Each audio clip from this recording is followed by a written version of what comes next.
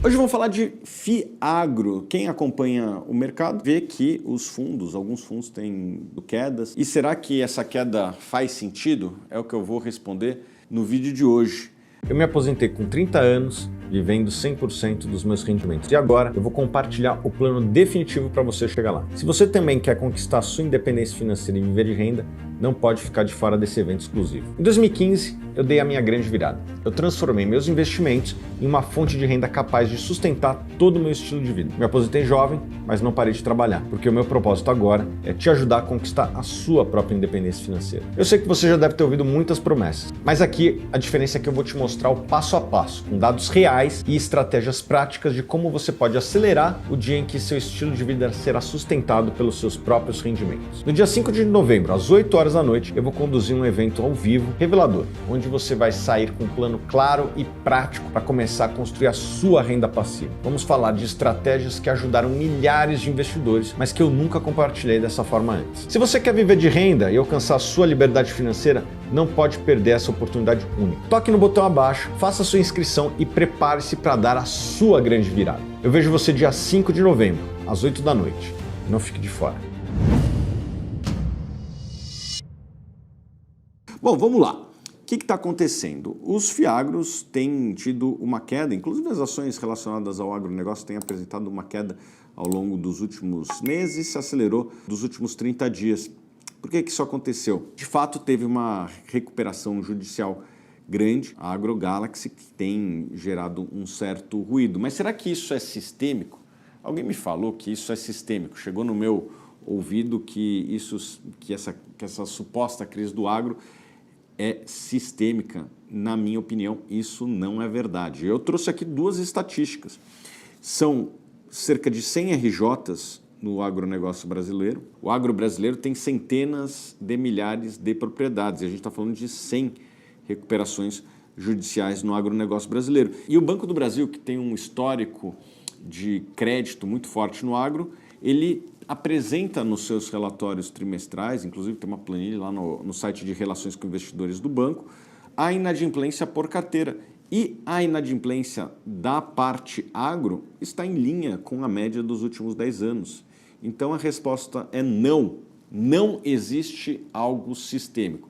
O que existe são eventos isolados que pegaram alguns Fiagros de maneira específica, mas isso não é generalizado nem entre os Fiagros. Existem vários Fiagros que até agora não demonstraram nenhuma inadimplência. Portanto, pessoal, não é sistêmico. Essa é a resposta para essa pergunta. É algo sistêmico? Não, não é. O que de fato tem acontecido é que o agronegócio brasileiro, sobretudo a cadeia da soja, né, as empresas mais envolvidas na cadeia da soja, ela tem passado por uma turbulência por conta de 3 fatores: custo, preço e volume. O que eu quero dizer com isso? A última safra foi plantada com custos altos e na hora que foi vender a produção, o que aconteceu? O preço caiu. Então teve um descompasso entre custo de produção e preço, o que pode levar em alguns casos, inclusive, a prejuízo. E, além disso, também teve impacto em volume muito pelas questões climáticas. Qual que é a minha visão para a próxima safra? Aparentemente, ainda é cedo para falar, mas a tendência é que as condições climáticas deste ano, sobretudo no Centro-Oeste, sejam melhores do que a da safra passada. Ainda é cedo para falar, mas estes são os indícios até agora. E na parte de custos, a tendência é que os custos dessa safra sejam menores. Os custos com herbicida, custos com fertilizante têm caído ao longo dos últimos meses e com isso vai sair mais barato para o produtor. Então, provavelmente a relação preço que ele vende e o custo que a produção dele levou vai ser mais equilibrada do que na safra anterior. Então, a safra anterior, de fato, teve essa conjuntura que o agricultor ele sofreu em volume, por conta das questões climáticas, em custo e em preço. E daí levou a vários agricultores terem dificuldade e alguns Fiagros específicos tinham exposições nesses casos específicos, mas está longe de ser algo sistêmico. Repito, a carteira do Banco do Brasil é um exemplo disso. No último trimestre, a inadimplência está em linha com a média dos últimos 10 anos. Então, não é algo sistêmico. E, além disso, eu gostaria de lembrar que o agro é cíclico. E qual que é a tendência daqui para frente, ou pelo menos em algum momento? É que exista uma recuperação e que o negócio ele volte à tendência natural de competitividade do agro brasileiro. Isso está difícil para o Brasil e imagina para os outros países do mundo que são menos competitivos que nós. Um fator importante é que boa parte dos créditos que foram realizados, eu diria que a maior parte deles, foram feitos exigindo garantia. Esse é um negócio que o crédito no agronegócio ele tem essa característica. É muito raro alguém emprestar sem pegar alguma garantia como contrapartida. Então, é natural que quando um fiagro ou uma instituição financeira faça um empréstimo para um agricultor, essa instituição exija alguma garantia, como a terra ou os equipamentos ou qualquer coisa do tipo que tenha alguma previsibilidade de que caso o agricultor não honre com as suas obrigações, a instituição possa lá e executar estas garantias. E o agro brasileiro tem muita garantia, tem terra, equipamento, tem muita coisa que o agricultor tem condições de dar para dar segurança para quem está tomando risco de crédito. Todo crédito privado tem um risco. Aliás, todo crédito tem um risco, inclusive crédito soberano, mas crédito privado tem mais risco do que crédito para governos, porque o governo no limite pode imprimir dinheiro, coisa que a iniciativa privada não consegue. Portanto, quem dá crédito está correndo risco. E para minimizar esse risco, se exige garantias. E o agro brasileiro tem muito ativo, imobilizado, que pode ser dado como garantia, e a tendência é que, ao longo dessas recuperações judiciais, parte destas garantias sejam executadas. Já vi fundo fazendo isso. Inclusive, também é algo natural dentro do mercado de fundos imobiliários. O crédito tem risco. Óbvio que nenhum gestor gosta de ter qualquer evento de crédito, mas quando o crédito não é pago, vai lá, exige a garantia e depois vende essa garantia, às vezes até com lucro, já vi isso acontecer.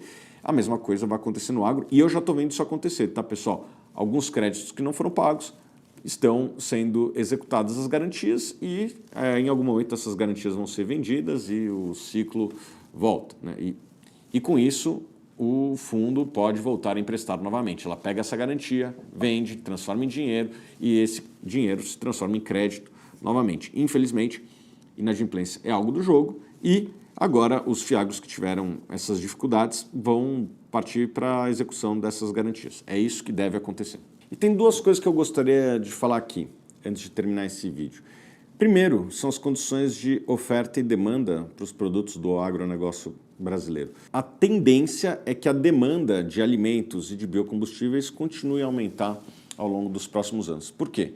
Porque, como vocês sabem, a Ásia está se urbanizando, a renda per capita tem aumentado, não somente em países como China, mas Índia e todo o Sudeste Asiático, sem falar da África, que, por incrível que pareça, a renda tem aumentado também por lá. E o que acontece quando a renda per capita aumenta, sobretudo nas populações de menor renda do mundo? A primeira coisa que este cidadão indiano, nigeriano, do Paquistão fazem quando a sua renda aumenta é melhorar seu nível de consumo de alimentos. Eles começam a consumir, sobretudo, proteínas, um pedaço de frango no almoço, no jantar, e, com isso, a demanda de grãos, que é o que alimenta o frango e o porco, aumenta de maneira expressiva. Então, o aumento da riqueza na Ásia vai gerar, inevitavelmente, um aumento da demanda por grãos. E também na parte de biocombustíveis, a gente já está vendo um processo muito parecido com o que aconteceu no Brasil. No Brasil, a frota já tem um percentual grande de biocombustíveis, os carros com álcool, os caminhões e ônibus com biodiesel. Isso já está acontecendo no Brasil de maneira intensa e o resto do mundo, inclusive Estados Unidos, Europa, tem seguido essa liderança do Brasil na questão dos biocombustíveis. E daí, o agro brasileiro ele não serve somente a boca do asiático, ele também começa a servir os tanques de outros países. Portanto, demanda pelos nossos produtos vai sempre existir.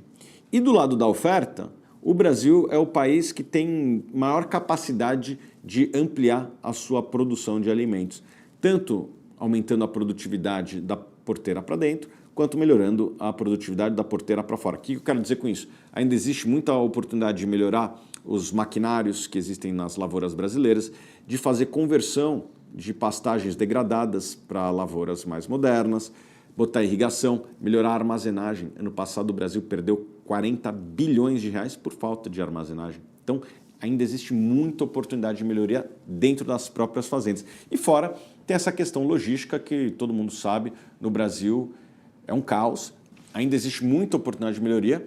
Agora, o Brasil está indo na direção correta, talvez não na velocidade que nós gostaríamos, mas as ferrovias estão crescendo no Brasil ano após ano, temos cada vez mais rodovias pavimentadas, os portos têm ampliado sua capacidade de exportação. Talvez a logística não esteja evoluindo na velocidade que nós gostaríamos, mas pelo menos é na direção correta. E cada pequeno avanço desse adiciona muito ganho de produtividade, reduz os nossos custos e bota mais margem no bolso da nossa agricultura e que o dinheiro acaba entrando na economia ao longo do tempo. Então, na parte de demanda, vai ter uma demanda crescente e na parte de oferta, o Brasil é o país mais capacitado para ampliar a sua oferta. Então, é muito difícil ser pessimista com o agro brasileiro no longo prazo, embora no curto prazo existam riscos e esses riscos eles podem até se tornar oportunidades para os investidores de longo prazo. Eu, por exemplo, começo a ver esse segmento com um certo pessimismo exagerado. Vejo vários fiagros que começam a negociar com descontos expressivos, carteiras de crédito que tem que ser analisada com muito cuidado. Isso é uma coisa que eu recomendo para vocês. Pessoal, não compra um fiagro só porque tem yield alto. Analisa o histórico da gestão, analisa a carteira, vai lá ver quais são os principais ativos, quais são os credores, quais são as garantias. Não sai comprando qualquer fiagro, mas se você fizer isso, provavelmente você vai encontrar alguns fiagros que começam a ser negociados em patamares interessantes. O que eu faria para escolher um fiagro? Analisaria o histórico da gestão, veja se tem a experiência no agronegócio, veja se tem experiência como gestora de crédito, a maior parte dos fundos são de crédito, e analisa o histórico do fundo, ver se o fundo tem performado bem, porque geralmente se a empresa gestora tem experiência, provavelmente o fundo vai refletir essa experiência também na sua cota e no seu desempenho ao longo do tempo. Então é isso que eu analisaria. Analisaria o histórico, analisaria a carteira e também analisaria quem são as pessoas que estão por trás, qual a empresa que está por trás e se essa empresa é capacitada para fazer gestão. O que eu começo a ver são várias equipes que são boas, fundos que são bons, começando a negociar com certo desconto. Por quê? Porque está tendo esse pessimismo. Alguém inventou essa história de que existe um risco sistêmico. Não, não é sistêmico. São algumas poucas RJs que têm contaminado aí alguns fundos específicos e, portanto, não é algo sistêmico, tá, pessoal? Então é isso. Eu me aposentei com 30 anos, vivendo 100% dos meus rendimentos. E agora eu vou compartilhar o plano definitivo para você chegar lá. Se você também quer conquistar a sua independência financeira e viver de renda, não pode ficar de fora desse evento exclusivo. Em 2015, eu dei a minha grande virada. Eu transformei meus investimentos em uma fonte de renda capaz de sustentar todo o meu estilo de vida. Me aposentei jovem, mas não parei de trabalhar, porque o meu propósito agora é te ajudar a conquistar a sua própria independência financeira. Eu sei que você já deve ter ouvido muitas promessas, mas aqui a diferença é que eu vou te mostrar o passo a passo, com dados reais e estratégias práticas de como você pode acelerar o dia em que seu estilo de vida será sustentado pelos seus próprios rendimentos. No dia 5 de novembro, às 8 horas da noite, eu vou conduzir um evento ao vivo revelador, onde você vai sair com um plano claro e prático para começar a construir a sua renda passiva. Vamos falar de estratégias que ajudaram milhares de investidores, mas que eu nunca compartilhei dessa forma antes. Se você quer viver de renda e alcançar a sua liberdade financeira, não pode perder essa oportunidade única. Toque no botão abaixo, faça sua inscrição e prepare-se para dar a sua grande virada. Eu vejo você dia 5 de novembro, às 8 da noite. Não fique de fora.